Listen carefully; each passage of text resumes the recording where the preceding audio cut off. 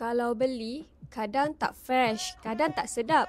Dahlah kecil, tapi buat sendiri lagi montes-montes, sos masam pedas, lagi sedap dan puas hati. Jom buat! Kalau nak buat Vietnam roll ni, wajib ada rice paper tau. Rice paper ni, korang kena celup dulu dalam air sampai dia lembut. And then korang letaklah isi ketam tu. Isi ketam dengan suhu tu kita celur dulu.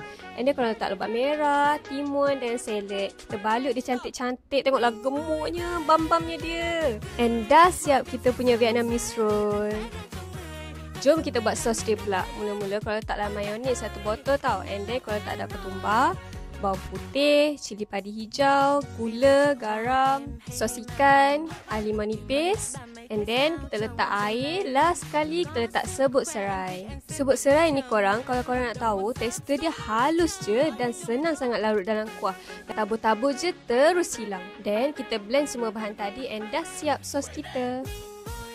Balik tarawih ni dapat makan Vietnamese roll cicah dengan sos dia memang sedap. Selamat mencuba!